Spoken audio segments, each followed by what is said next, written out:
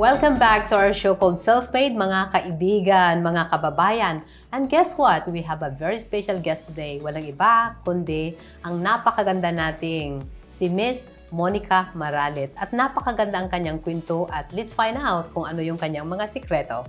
Welcome to the show, Monica. Thank you so much, Rebecca. I'm happy to be here. Yes. And you know what? I'm so inspired by you I didn't really hear the whole story, but all those tidbits that you're saying, I'm really inspired. So can you share with us your early childhood? Well, I was actually born in the U.S. in Georgia, in Carrollton, Georgia, and eventually we moved to Florida, or very North Florida. So in a very small town, we lived in Gainesville. It's actually a larger city, but we lived outside of Gainesville, just outside of Gainesville in a town called Melrose, Florida. And it was such a small town that if you were going to drive by and you blinked, you would miss it. That's how small it was. Not only that, we were the only Asian family within probably 3 towns. So we were the only family that was Asian. In fact, I think I grew up thinking I was white. And the school that I went to when I was growing up, there were only 3 other Asians. There were 3 Asians in the school. Me, my brother, and then 1 other girl. So we were the only ones there. So I really grew up thinking that I was white. Eventually, we moved to Bangkok, Thailand. And so I spent high school there, all 4 years of high school, which was a little bit more difficult for me because it was a big culture change.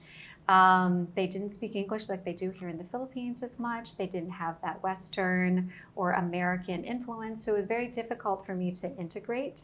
But nonetheless, I was there for 4 years and I learned a lot. And then eventually I came here for college. And so I went to Ateneo de Manila University and have stayed here since then. Yeah. So in the US, why you never learn how to speak Tagalog? That's a very good question. If you ask my mom, she just never thought about, really speaking the language to us. Between my parents, they had separated and divorced when I was quite young. So when my mother remarried a Thai, there wasn't anybody for her to converse with in Tagalog that we would be able to hear and learn. So she didn't really think of, really teaching us that. I guess because we were in the U.S., she was also in the U.S. thinking that maybe we should just, integrate into the American culture. So we never really learned Tagalog when we were in the U.S. We only learned a couple of things. When she was mad and when we were in public, that's when she would actually speak it. So those were the words that I knew.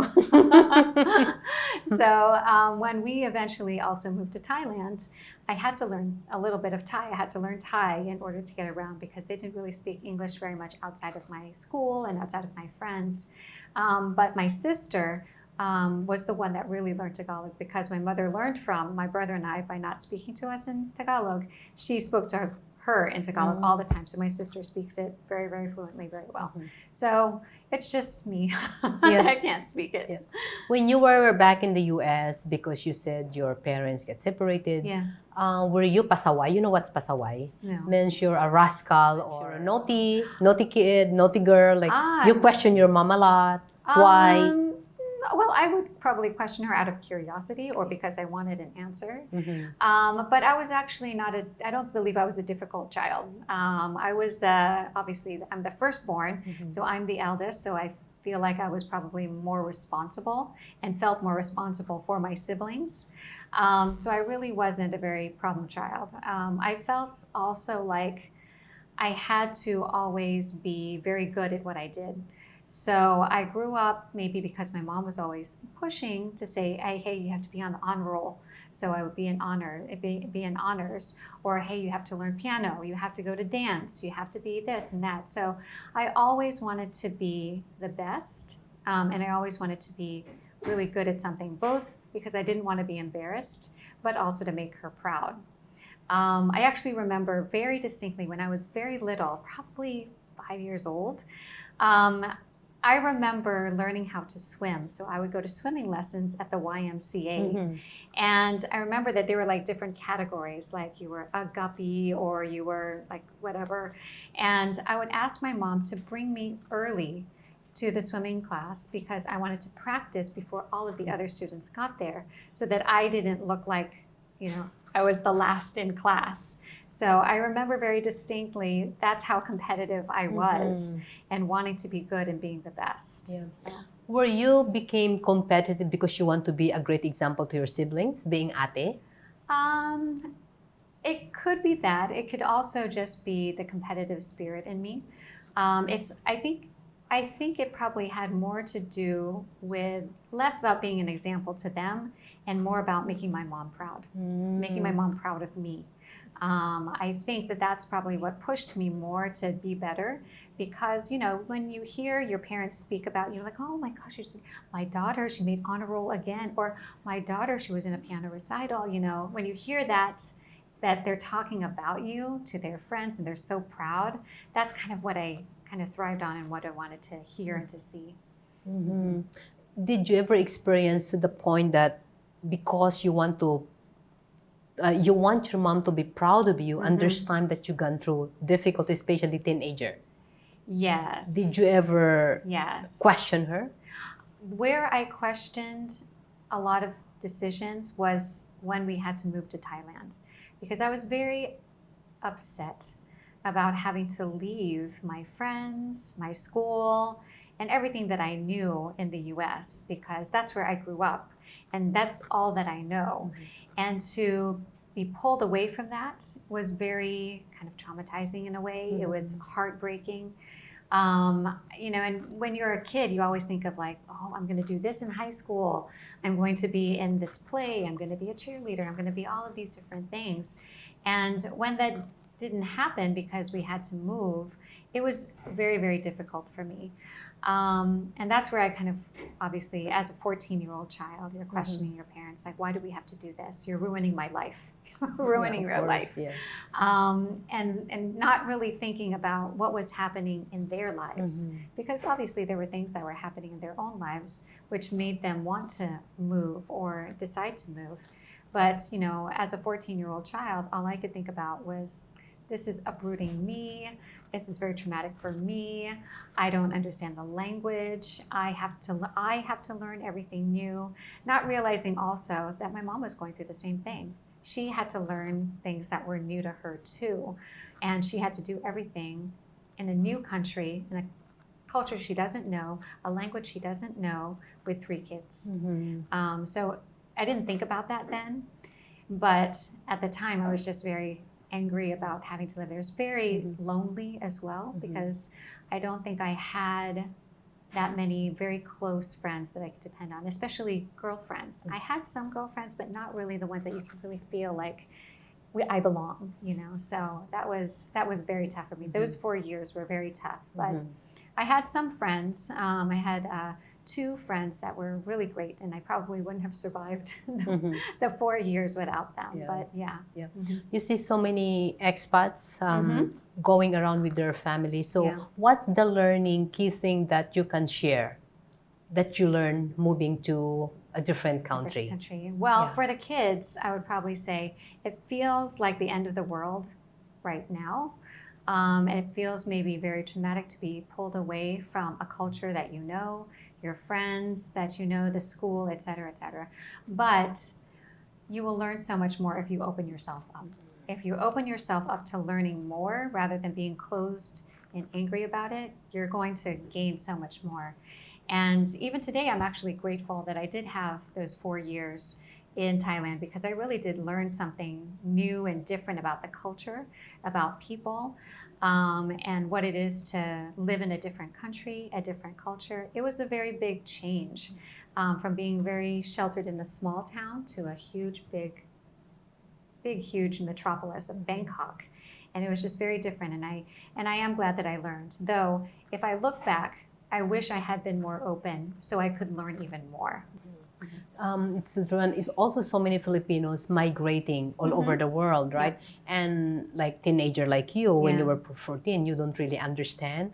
So what's also your best message to them that you wish that you maximize that time, but you did not? What are those things that they can do if they are in that situation? I would say wherever they are, whatever country that they are in, be involved in as much as you can. Don't stay in your room. Don't go inside yourself. Go out and meet other people. Go out and be involved in different activities. Go out and be involved in different community activities and really try to learn about the culture and about the people, because you'll be there maybe for a short period of time, but you'll be able to take back everything that you've learned and all of the memories that you've made and all the relationships and friendships that you made with you when you leave. And if you decide to stay, that's great, because you've been able to build a life there and to build something there that's even better. I know your stepdad is a doctor. Yes, right? he's a surgeon. He's Thai. Yeah. So, and I heard you're very close to him. Yeah. So now with that also, because there's a lot of families that's already very normal, right? So what's also your advice to children that really how can they build a strong relationship with their step mom or dad? Yes. For that, again, you have to be very open. You'll always have your biological parents. That's really who they are. Those are your parents. That's your mom. That's your dad. Whoever it is. And the stepmother, stepfather in the family unit is just another person who's going to care for you, who's going to love you, who's going to look out for you. And so I would tell children of divorced families, separated families, those with extended families and step-parents as well. It's just at first you're going to be very, pushed back and like, who are you? Are you trying to take the place of my father, etc.? You aren't my father. And we've had fights where I have actually stated that out loud. When I look back, it's very hurtful because they're coming in into the relationship or into the family also as very tentative, because they're coming into this unit between you and your mom. So I would suggest just be open, take a moment and breathe. You don't have to openly take them in, love them or whatever. That's something that will come in time if it does. And eventually you build trust in a relationship with them. Yeah, very nice. Now, after high school, you end up coming. Why did you choose Philippines? Why did I choose Philippines? Well, I really wanted to go back to the U.S. I wanted to go to college in the U.S. So my junior and senior year in high school, I was looking through all of the different pamphlets of all the different colleges and looking at what I can apply for. I'm trying to figure out, what their minimum score for the SAT was, all those different things to try to get there. And I obviously had talked about it with my mom and said, hey, Mom, I want to go back to the U.S. I want to go to college there. I've already been here for 4 years. I was still, a little bit of a child then. And she said, well, that's very far away. And I would, support you if you wanted to go to the U.S. But if you go to the Philippines for college, I will pay for it. I'll pay for everything. If you go to the U.S., you can go, but you have to pay for it. I'm not going to pay for that. So that's how I ended up here, because I was thinking, oh my gosh, I don't have any money. How am I going to pay for a college? I looked at the tuition. That's just tuition, not room, not board, not all of these things. And I was like, yeah, I don't have any money. So, all right, then to the Philippines I go. And so I applied to Ateneo, La Salle, UP. I took the different tests. I came here to take the test. I did the tests also in the Philippine Embassy in Bangkok. And again, here we are. I was accepted at all three. And I told my mom, I want to go to UP. And I want to be in broadcast journalism there in UP. And my mom said, no. That's not where you're going to go. You are going to go to Ateneo and you're going to take business. And I was like, I don't want to. And she was like, nope, because at UP, you're going to be radicalized. All those different things that I think about, that stereotype of kids from UP and they're, activists and, they go out into the streets. So she said, no, you're going to go to Ateneo. And you're going to take business. And so when I filled out the form, business administration or business management was my number one choice because she put that there. My second choice was communication arts. So when the acceptance letter had come in and everything and which course I was going to take, business management was full. So my second choice I got it. So as fate would have it, I did end up doing the course or into the course that I really wanted to when I went to Ateneo. Wow, something. And after your degree, what your first job? I think you went to. Yeah, so actually, I wanted to be in communication arts and I wanted to be in broadcast journalism because I wanted to be Oprah. You know Oprah, right? Yes, of course. She's this very inspirational woman. I had watched all of her, I watched the Oprah show when I was in high school, and that's who I wanted to be. So that's why I wanted to be in broadcast journalism. But, you know, towards the end of my time in Ateneo, and I was doing my thesis, and doing my on-the-job training. I was at ABS-CBN, I was at GMA7. At the time, I was also at PTV5, I think that was the other one. I'd been to all of these, and it was fun at first. But after a while, I was like, oh, this doesn't really feel like Oprah. It doesn't feel like what I thought it would be because, you know, as a reporter, you have to go out, you have to find a story that may not be there. You have to find the leads, you have to wait around a lot. You're at night shift, you know, all of these things. I was like, this is really kind of not what I thought it would be. So I kind of shifted a little, or I kind of weighed a little bit, and I was like, okay, now I don't know what to do because I graduated with communication arts. This is what I wanted to do for the past, you know, 6 or 7 years since high school. And now I don't want to do it. I have no path. What am I going to do? So I remember sitting on the couch in the early and kind of late 90s. It was 97 when I graduated from college. And I was watching MTV. I was watching a lot of MTV. And my mom came to me and she said, you know what? I paid for your college. I paid for all of your education. You need to go out and get a job now. You can't sit here on the couch and just watch, you know, MTV and Real World. So go out and get a job because I'm going to start charging you rent if you're going to continue to live here. And I was like, oh my gosh, I don't have any money. What am I going to pay her with? So I decided to, you know, apply for a job. My friend who was working at Citibank at the HR department, he was in like an intern there. He said, hey, why don't you apply? There's some openings here at City Phone. And I was like, I don't know what City Phone is. He said, it's okay. You don't have to know. At least you're going to be paid. You can pay your mom rent. And your first job is? My first job was a City Phone officer for Citibank. I did customer service on the phones and also supported bank account holders also on the phone. So that's how I got into the call center business. Oh, I see. And how long you worked there? I was there for about 2 years, 2.5 years. And then from there you went to the next, eTelecare? Yes, eTelecare, that's right. So at the time, the BPO industry was just starting out. And so so eTelecare was looking at the other call centers in banks and in hotels. And so they found me and asked me to join. So I interviewed and all of that. And they said, okay, great. Would you like to join us? You can join us as a shift manager.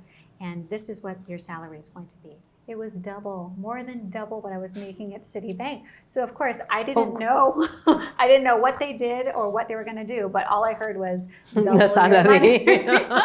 So I was like, of course, let's go.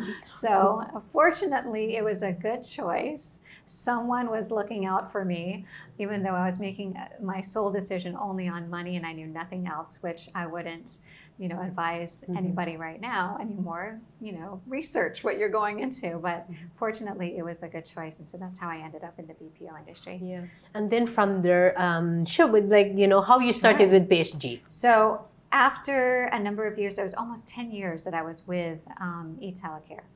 And I had moved up in the organization and had come to a point where, okay, this is, you know, it's great. I like it here, but, you know, I've been here for a really long time. And two other people, Vivek Padmanabhan and Brian Cotter, who also used to be a part of eTelecare, and Jim Frankie, who was the founder of eTelecare, had founded another company called PSG Global Solutions, probably about 6 or 7 months prior to them calling out to me and saying, hey, do you want to join? And I said, well, what is this all about? And they said, you know, it's about recruiting, it's this. And I was like, I don't know. And they're like, it's a new company. We have like 20 people. And I was like, I don't think I really want to because I'm I'm not, well, I wasn't happy, but I was settled, and I was a little like, oh, I can just, I wasn't too ambitious at that point. And it took them a couple of months of talking to me, and eventually I was like, you know what, okay, I'll do it. Let's take the jump. And so I joined PSG in 2009. There was about 20 people in the company, and I joined as the director for operations at that time. And I remember my very first day there. They were in an old building because they're a new startup company, 20 people. So they were in this old building along Buendia, and it was called SmartNet. Very, very old. When I got into the elevator, it almost did not open. I was like, oh my gosh, what am I going to do? And then I looked over, there's a cockroach climbing. I was like, oh my gosh, somebody get me out. So I finally get out, I get onto the floor. And again, I was like, did I make the right choice? So I stuck it out. Fortunately, the founders are smart people, and we were able to grow the company. And eventually, from 20 people, we're now 4,000. And fortunately, I also moved up in my career there. I feel like I learned quite a bit from the founders and from the experience. Because as you know, when you start with a company with 20 people, you are everything. You do everything. You do HR, you do recruiting, you do internal recruiting, you do OD, you have to be everything to your employees because there's only maybe you and a couple of other leaders for these 20 people. But you keep going, and because you have the confidence that this is going to be something great and it's going to be something big and you want to be a part of it. So that's why I stayed. And fortunately, we've seen that happen. And we eventually were bought by Teleperformance, and we've got bright future. Wow, that's so amazing, right? Like, imagine you start as manager, right? Yeah. Right, operation manager, you said. Yes. And then now you're the president, and then part of that are you also because you're a founder. Yeah. Right, you're a Yes. founder. So I'm sure you're part of you have a share with the company, right? Yeah. That there's a percentage there. And now, especially you're bought out by another big company. Yes. So imagine that. So now, what's your advice to so many, not only women, but also men that sometimes they are already happy or what's the right term? Just Content, comfortable, comfortable Yeah. in their position, like they're already happy. Yeah. So what's your advice to them then? I would say don't be content with just being comfortable where you're at. I think that you will always learn if you put yourself in the uncomfortable, the somewhat unknown, so that you'd be able to force yourself to think, to create, and to be able to build something. Because if you just stay where you are, well, you're always going to be who you are if you're always doing the same thing. So you have to be able to kind of push yourself to be uncomfortable. Because if you put yourself out there, that's how you learn. You never learn anything by just sitting at home watching MTV, right? You're never going to be anything if you just sat at home and was content with just doing what you're doing. Think, I'm fine where I'm at. I'll survive, because you don't want to just survive. You want to be able to thrive, and you want to be able to give back to others who can also thrive. Yeah. And I think that's one of the biggest things that I've learned over the years is that I didn't get where I was just by myself. There were people who supported me, who believed in me, who pushed me out of my comfort zone so that I could continuously be who I am. And that's, again, another piece of my life that I want to continue to do too, is to be able to support others. And my advocacy is, of course, as you know, women. So I want to be able to push them and to support them and to uplift them so that they continuously better the country for us too. That's beautiful. Yeah. Now, what's the biggest challenges so far that you ever experienced? Because challenges, as you know, that's a big problem right now, the mental illness. Yeah. Right? So what's your best advice there? For challenges, everybody's going to feel challenges. It just kind of depends on the level of challenge that they feel, or it's kind of in a way. And I remember watching something as I was watching like YouTube or something like that. The Dalai Lama, he was having a discussion with some students, and a student asked him that too, like, what should I do? There are times when I feel down, I'm depressed, I don't know what to do, I'm just looking at my life and it's just blah. And he said, so what advice do you have for somebody like me? And the Dalai Lama said, in order for you to get out of that mode, go out and look at somebody else who needs your help. Go help somebody else. Go find someone else to help. Go find a community to help. Go out of yourself so that you can help others and serve others. Because the more you serve others, the more fulfillment you're going to feel in your life. That's kind of the purpose that you have. That you don't dwell on your own depression or your own problems, because look, there's somebody else who has more than you, and you can go out and help them. And I think there's something in giving back to a community or giving to somebody else that sort of uplifts you. There's just something about doing that will take you out of yourself, because sometimes when you're in this kind of depression mode, or there's something that is weighing you down, when you turn that around into an attitude of gratitude because you're giving to others, it helps you out of that.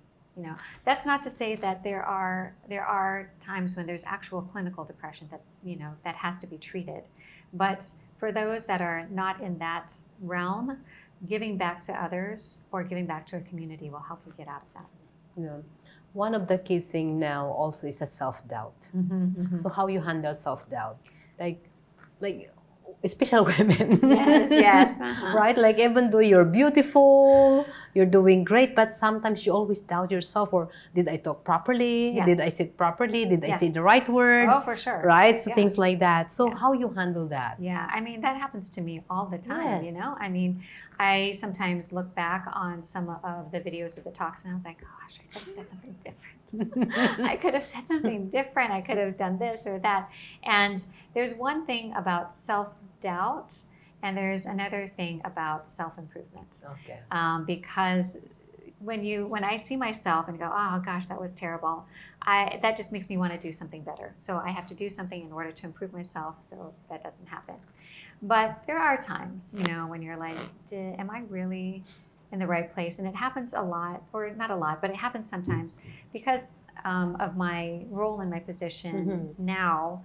I'm almost always the only woman in a boardroom of men. And sometimes I sit there and I'm thinking, should I be here? Am I going to sound stupid? Do I sound smart enough? Are they going to respect what I've said? And those thoughts get into your mind. And I have to stop myself and say, you know what? I'm enough. I am enough. I have come this far and I'm sitting in this boardroom for a reason. I am here because I'm amazing. I am here because I have the right things to say. I am confident in what I have learned and in my abilities and my intelligence. I belong here. I am enough. I love that. Yeah. Are you a tough boss? I used to be a tough boss. I'm probably less tough now. Some people still say, you know what, you're super, you're kind of nice, but I think that I'm appropriately tough. I think that I can be tough in some ways, but for the most part, I just really try to understand what's going on first, before you bring down the hard lines. But you have to understand your team, your employees first before you bring that. Beautiful. Is your mom proud of you? I hope so. What do you think? I think she is. Okay. I think she is proud of me. I think she does talk about me to her friends. Every time I'm in one of these talks for Asia CEO and there's a video, I post it, she reposts it to her friends. And I think that's, I think that does make her proud. And, I watched, I don't know if you've ever, I watched a sitcom one time. And this single mother, was always so proud of her kids. She put up every award, whatever the award is. It doesn't matter what it is. Attendance award, a participation award. She always puts it up. And her kids are so embarrassed. They're like, my God, Mom, why are you always showing that? And why are you always doing this? And then she said, no, I want you also to have a quinceañera, which is like a debut, right? And the daughter was like, I don't want to do that. That's, it's so outdated. I don't want to do it. She's like, no, I have to show you off. I have to do whatever. And then later on in the show, the daughter realizes that it's not just her mom being a mom, but it's actually to show everybody else as a single mom doing it on her own, she's okay, because look how great are her children. Look how great all of her kids are. Look what they've accomplished because she, as a single mom, did it on her own. Oh So my God, that's what I want from my mom so too. sweet. Yeah, okay.